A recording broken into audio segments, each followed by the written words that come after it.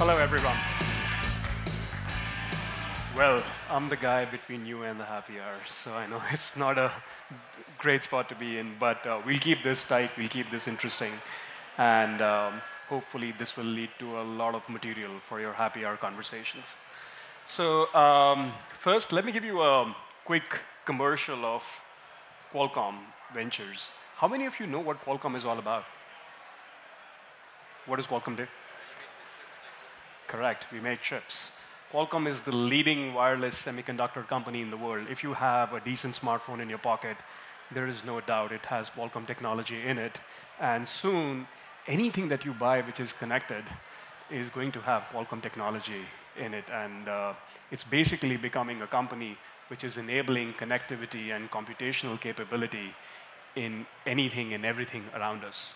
Qualcomm Ventures, just to give the founders in the room a sense of who we are the corporate investment arm of Qualcomm, and we've been around for almost 17 years. We've scaled pretty significantly in these 17 years, and what we essentially do is invest in companies in the broader connected ecosystem, companies that either can use our technology in the future or leverage our technology in some interesting way. And our core purpose is not to just financially support these companies and get a return on our investment, but also serve as an information superhighway between these companies and the mothership so that they can both benefit from each other.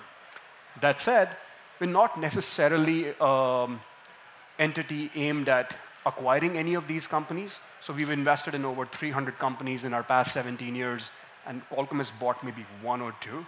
So the core purpose is generate big financial returns like any other top-tier investor, but at the same time, give some value back to the ecosystem in terms of the technology insights that we generate as part of our mothership, and learn what are the requirements of the market that we need to support in the future. The group's done rather well. Like I said, they mentioned the $6 billion exits in the last 5 years alone. The interesting part is these are all companies where we were early stage investors. So typically corporates are not known to be able to identify or proactively invest in companies at an early stage, but we've been able to break that mold. And all these companies, whether it's Cruise, Fitbit, Waze, these are all companies where we were either a Series A or a Series B investor. And as you can see from this chart, we invest pretty much across the stages, anywhere from seed or Series A all the way to Series C and D. But I would say our sweet spot is when the company is still trying to find product market fit, when they're still solving some hard problems and looking for investors who are not just giving you capital, but actually giving you a lot more. In terms of our regional breakout, which I think is an interesting aspect that actually brings me to Montreal, we've historically been super active in North America and have expanded all over the globe. Today we have 180 active companies, out of which half of them are all overseas. We have feet on street doing investments in every major part of the world. But Canada is one area where historically we've not been that active, and we started fixing that last year. We made investment in a Toronto-based company called T-Bot that makes robotic vending machines for serving tea, and actively looking for companies from this region, particularly in the space of machine learning and robotics. But net-net, if you're doing anything that could be game-changing and could change everyday lives using some combination of sensors, cameras, machine learning, software in general, you should come and talk to me. So today we're going to talk about, every day there is this news article about autonomous cars are going to do this, autonomous cars are going to do that, and there is so much noise. It's very tough sometimes to figure out how much of this is hype, how much of this is reality, how do I really leverage some of the work being done in this area in my own way.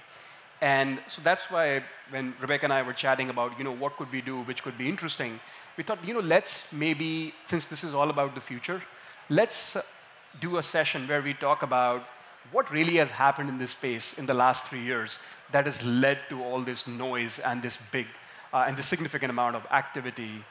What's likely to happen in the next 3 years? Because to be honest, that's what we really have a line of sight into. that these are the efforts which are already underway. And then the macro picture of what's likely to happen in the next 10 years, which is where we stop thinking just about how to make the car drive autonomously from point A to point B, but when these cars are actually autonomous, what does it do to everything else around us? And that's where I think there is a little bit of crystal ball gazing, which I would love to do along with you, because we don't have all the answers. We have a point of view, which we can share, but would love to hear from you as well, whether you agree, disagree, or if you have your own predictions for each of those industries. Starting with the last 3 years. So I think we started spending time in this space around 2014, which is a time when hardly any investor would spend time in automotive. Historically, it's not been an industry where you typically generate big venture returns, largely because automotive players have very long sales cycles. It takes 6, 7 years to sell into those, and most companies can't really last that long without making revenue. So it wasn't really a hot space for most investors to look at. However, I think things started changing for the entire market when Google came out with this Firefly version of their autonomous cars, which did not have a steering wheel and was their vision of what a level 5 autonomous vehicle would look like. They've been talking about autonomous cars since 2009, but this was one of the things that, hey, Google will own everything, and someday they will do autonomous cars. If you talk to most auto industry professionals behind closed doors, it wasn't really part of their boardroom agenda. But 2014, I would say, things started to change when they actually saw them put a vehicle on the road that was functional in closed environments. However, even at that time, most of the functionality that most automakers were worried about was, okay, stuff like Android Auto and Apple CarPlay, because that's their core business. And while, yes, people would talk about autonomy at a high level, the real focus was on how do you use things like smartphones inside cars. And that was where all the innovation in reality was being practiced. It started changing, I think particularly around October 2015 when Tesla came out with their autopilot. That's the first time when the auto industry really sort of took notice of the fact that this company, which we've all been telling that, most people still, many actually I would say still don't believe Tesla would be a viable business given the unit economics of their company, but they continue to disprove all such assumptions and assertions. And this was a seminal moment in my mind for driverless cars when Tesla actually managed to show that what you thought is 10, 20, 30, 40 years away, depending on who you talk to, is something we can do today, of course, in a controlled environment. And we are just going to go ahead and do it. And that really ruffled a lot of feathers and shook up a lot of industry execs to take notice of this autonomous revolution. That led to this big, in my mind, that decision by Tesla to launch their autopilot had a bearing on, till date, which is the biggest exit in the autonomous car space in this company called Cruise Automation. We were the third largest investor in Cruise, and we saw that movie play out real time, that post the efforts from Tesla, the space started heating up very significantly. And most automakers realized that we need to act now, as opposed to thinking that something will happen in the next 5, 10 years, and we have a long time to think through it. So the moment Cruise was acquired for over $1 billion by General Motors, that really set the cat among the pigeons. And not just from an auto industry standpoint, but also in the venture world. Because at the end of the day, most funds are chasing that elusive $1 billion exit. And most funds miss this, which is why that led to a flurry of activity, not just in terms of auto industry executives paying more attention to startups out there that they could potentially partner with or buy, or VCs paying attention to companies they could go after, but also among the broader engineering community, where there are so many engineers who have a passion for cars or automotive in general, and who thought, maybe this industry is changing, and here is this lifetime opportunity to build a business in this industry, which is not just going to be a multi-trillion-dollar disruption in auto space itself, but so many other things which we're going to talk about. The next big inflection point, I think, was Uber's acquisition of Otto. It was a 9-month-old company that was acquired for $680 million. I think they had about 40 or 45 engineers at that time. And that, again, fueled the enthusiasm among startups and investors. Oh, this is the second big transaction. Maybe I'm missing out a lot. So there were some skeptics after Cruise who thought that was a one-off event. But this solidified the view, especially among Silicon Valley investors, that this change was coming thick and fast towards us, and it's the right time to be investing and making money in this category.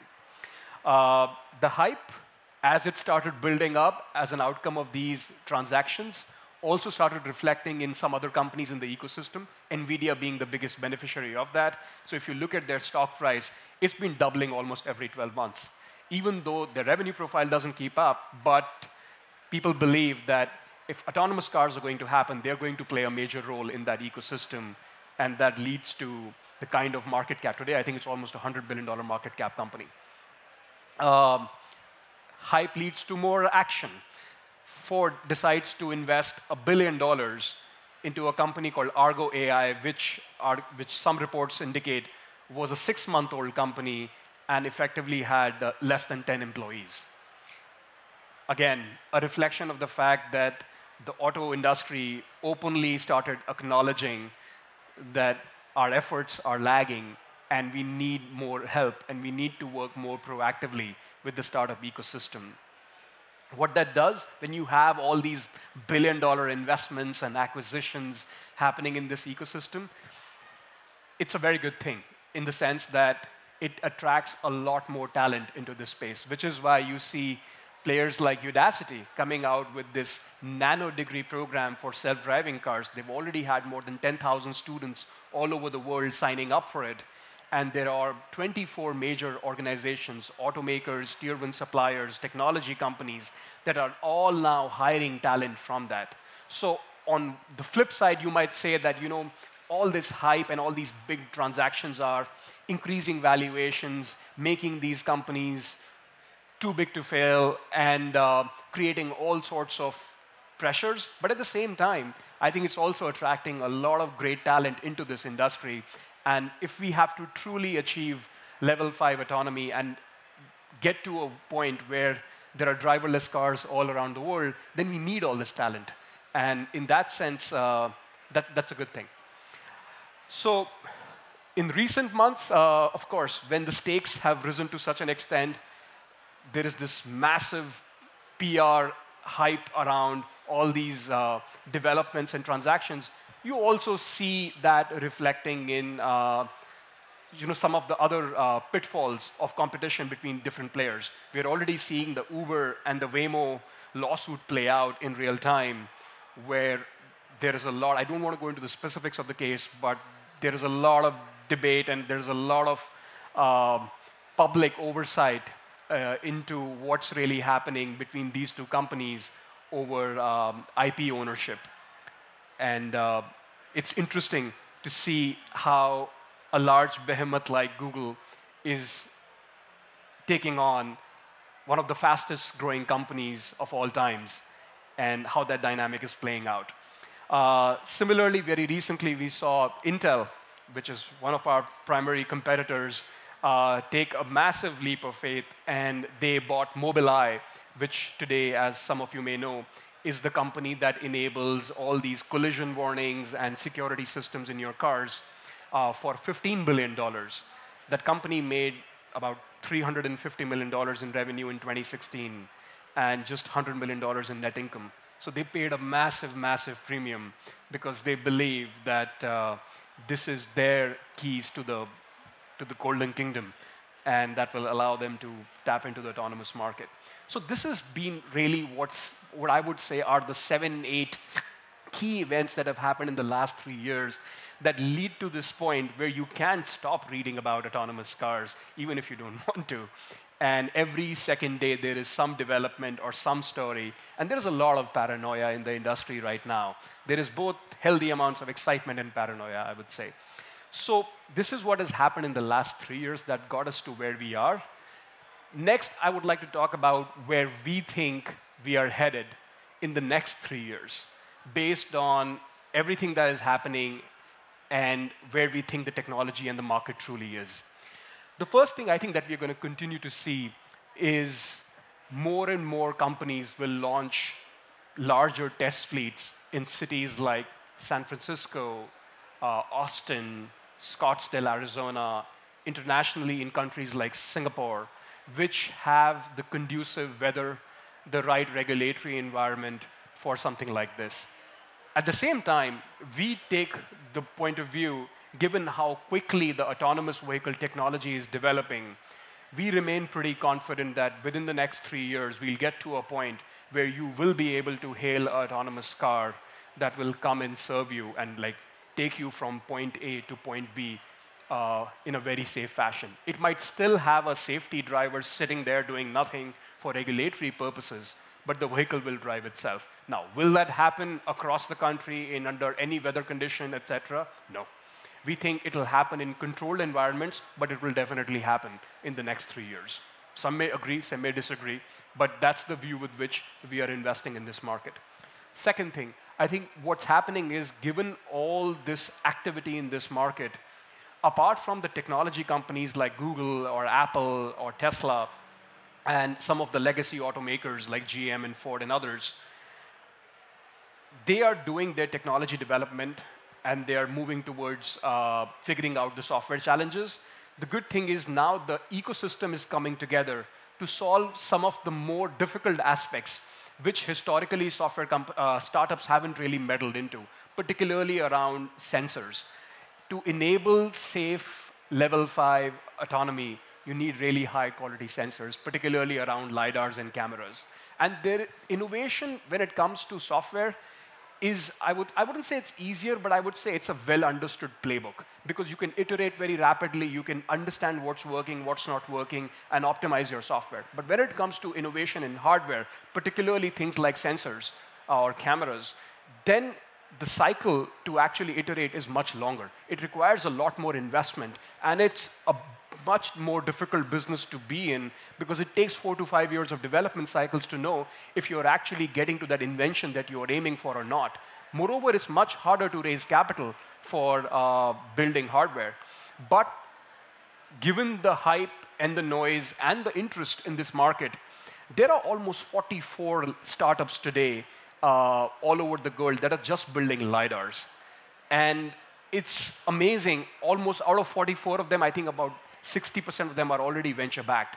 So while one could argue that eventually out of 44, only 1 or 2 would succeed, but the good thing is there is so much brain power and money being pumped into solving some of these enabling technologies that we truly need to enable level 5 autonomy, that when you're a company like Cruise or Waymo or somebody else, you don't have to do all the heavy lifting. Now there are other players in the ecosystem who are solving other hard parts of the problem so that you can focus on what's your core strength, which is software. So we will continue to see, I think, a lot more effort and money go into developing better sensors and also better architectures. Today, most people believe that LiDARs are super critical for enabling autonomy. There is a certain playbook that companies like Google, Cruise, Uber, Tesla have been pursuing. That said, we still believe that there is an opportunity for companies to completely reject that architecture and come up with something new. We have seen a few efforts where companies believe that you actually don't need these expensive LiDARs to enable level 5 autonomy. You can achieve the same with really, really high quality cameras and advanced software that can allow the vehicle to move just using cameras. Will they succeed or not? We don't know, but there is definitely an opportunity. So for all those founders in the room who think that this cookie is baked and now it's all up to the big guys to really dominate this market, I think that may be a mistake. There is still a lot of headroom to think in a very radical fashion about how autonomy can be enabled and what kind of architecture one can truly build to do this in a scalable fashion. The next thing I think we will see is on the regulatory side. today, if you see, historically, I would say in every major market, regulation has followed innovation. And as far as this particular case, category is concerned, at this point, there is a lot of discussion around what kind of regulatory framework would we need to actually enable autonomous vehicles. But because there is no centrally controlled paradigm or to definition of what safety really means, it is very difficult to come up with very credible regulations to control these autonomous vehicles. And what we believe is over the next 2 to 3 years, you will see certain very clear safety metrics evolve, where it would be possible to say that vehicle A is safer to drive versus vehicle B. Think of it almost as a driving test for an autonomous car. Nobody really knows what those metrics will be today, but as there is more and more conversation and you see more and more progress on the core technology, we very strongly feel that the system is converging to a point where we will start seeing some consensus on the things that companies truly need to deliver on to actually operate successfully. The other aspect where we see a significant disruption coming our way, in addition to cars, is actually trucks. Because if you look at the autonomous car problem in the context of highway driving, it's actually a simpler problem. Because the number of obstacles and the edge cases that you have to overcome in a highway are far less compared to, say, an urban driving environment like in Montreal or in San Francisco, where you're dealing with pedestrians, animals, cars, everything. That said, the economic impact on society of automation in trucks is significant, especially given the extent to which this affects jobs, especially in North America. That said, it's very tough to stop innovation, and it's very tough to argue against the fact that 30% of the operating cost for most freight companies is labor. And if you can automate that, we believe companies will take advantage of that. And already you see everybody from Tesla to Waymo to all the existing major players announcing their efforts to expand the efforts they've been making on the passenger car side into trucks. And we see that coming to fruition in the next 2 to 3 years. It is very closely tied to regulation, largely because if you have to do long-haul trucking, then you need to fly across states. And at this point, we still don't have a situation where multiple states allow these trucks or these autonomous vehicles to operate under every condition. But as regulation becomes more and more conducive, we see more and more action happening on the trucking side and very actively looking for opportunities on that side too. Another thing that we will see in our view is a lot more strategic alliances. Till about 2 years ago, if you asked anybody, people thought that, just like Uber, Lyft will do its own autonomous car. Waymo, which already has its autonomous cars, will control the entire stack. But that's not how this space seems to be playing out. Companies are realizing that this opportunity is ginormous, and it is also very complex. So they are taking steps to understand, OK, what is mission critical for us and what is not? And there are these new kinds of strategic alliances being formed between companies that have complementary goals. For example, in case of Lyft, they have publicly announced that they don't intend to build their autonomous cars. And they just want to operate as a self-driving network where the vehicle could be manually driven or the vehicle could be autonomously driven, but they own the end customer, and they are operating these vehicles on their network. Similarly, in case of Waymo, while they experimented with their own ride-sharing for some time, they are investors in Uber, but they recently announced a partnership with Lyft where they said we would be providing Waymo cars to Lyft to operate on their network. Tough to say how this specific relationship will exactly play out, but I think the larger point is most companies are realizing we can't boil the ocean, we can't be doing everything, and they are trying to form these deep strategic alliances. We've seen a similar one between car makers and Waymo, for example. They have a deal with Fiat Chrysler, and they announced they're announcing some new ones as well in coming months. Likewise, I think it will also lead to some new business models. We recently saw this announcement of a partnership between Waymo and Avis, and Avis is now going to manage the self-driving fleet that Waymo has. Largely, again, going back to that point of focusing on core competency, Avis has an expertise in managing vehicles, making sure they are serviced, they operate nicely. Waymo doesn't want to be in that business. So rather than going and learning how to operationally manage these large fleets, they would partner with somebody like Avis and let them take care of that aspect of the business. So we will see new business models evolve for some of these players in the automotive ecosystem, and we'll talk about that in subsequent slides. So coming back to the next phase, which I said, it's a little bit of crystal ball gazing. Like what happens in next 10 years? Let's assume in 10 years we get to a point that autonomous cars are a reality. And then what are the implications of that in other industries? How does it really change everyday lives for the rest of us? And this is where I think if anybody has any point of view, or you feel that you disagree or agree with a prediction, feel free to raise your hand and opine. I don't know all the answers. I just have a point of view. So for example, the first one, which I think is most interesting, is auto insurance. It's a $200 billion industry in the US alone. And I think fundamentally, the auto insurance business is going to be turned upside down, largely because of three factors. One, because of autonomy, the number of accidents is going to come down dramatically. Some estimates say 60%, some say 80%. Second, there will be much fewer cars. So if you believe that autonomy will happen in the form of a shared service where you, instead of buying a car, buying an autonomous car, you actually just press a button on your phone and the car comes to you, then there will be very few cars for them to actually insure. And the third aspect, which I think is the most important aspect, is as less and less of us own cars and we actually start using cars as a service, fundamentally the insurance business changes, because then they start focusing more on large commercial fleets managed by companies like Waymo or GM or Ford, and that gives their customer a lot of negotiation power, a lot of leverage. So if you look at some of the latest estimates that have come out by KPMG and others, they expect the auto insurance business to be reduced by at least 60% over the next 2 decades when it comes to the transportation side of their business. Similarly, car dealerships. We've talked to a number of large car dealerships all over the world and asked them, how do you intend to deal with autonomy?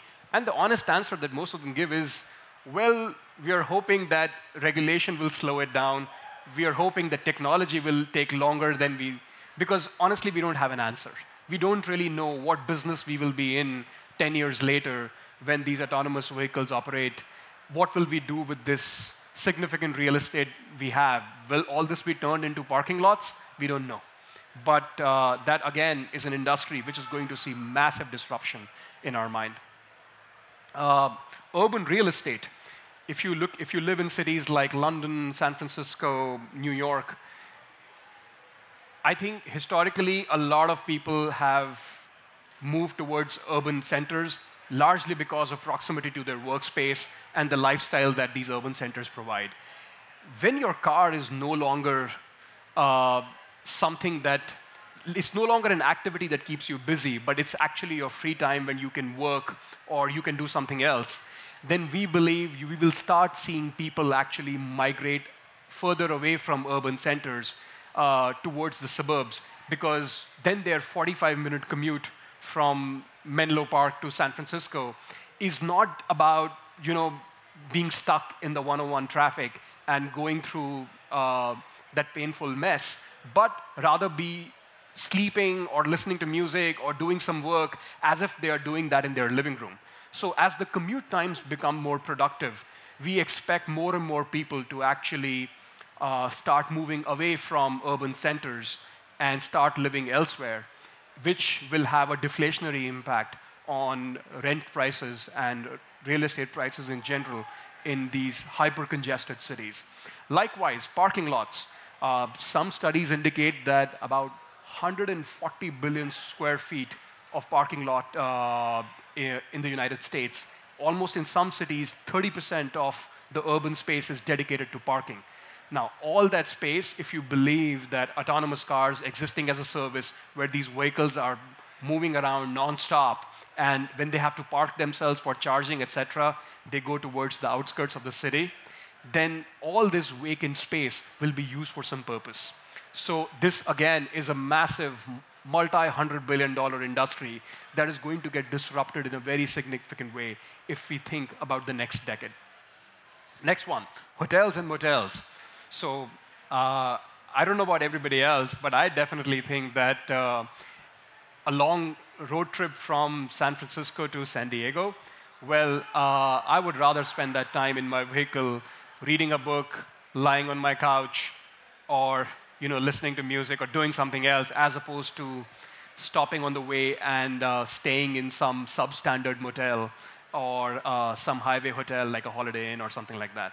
So we think that there will be a significant impact on the hospitality industry when you actually have these autonomous vehicles that can operate independently 24/7 and give you the comfort of your living room inside the car itself.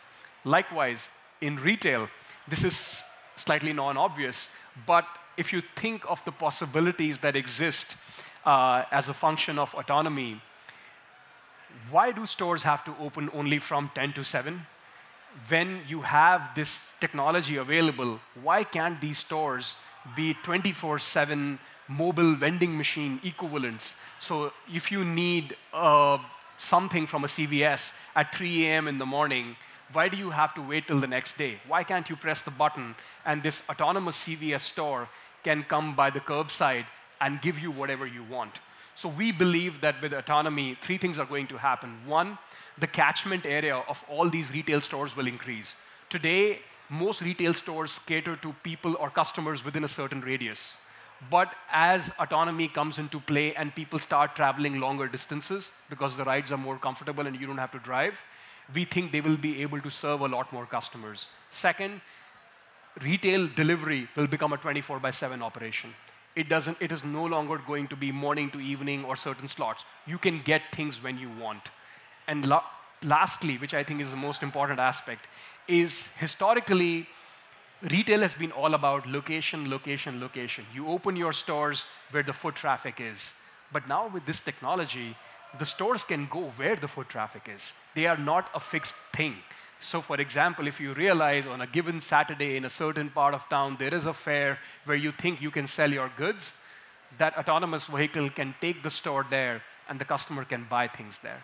So we believe fundamentally the retail space is going to change very dramatically. And we're already seeing some examples of that. Here's this company called Zoom Pizza in Mountain View, which is trying to build this automated truck that is loaded with robots that actually make pizza on the fly, depending on where the order is coming from.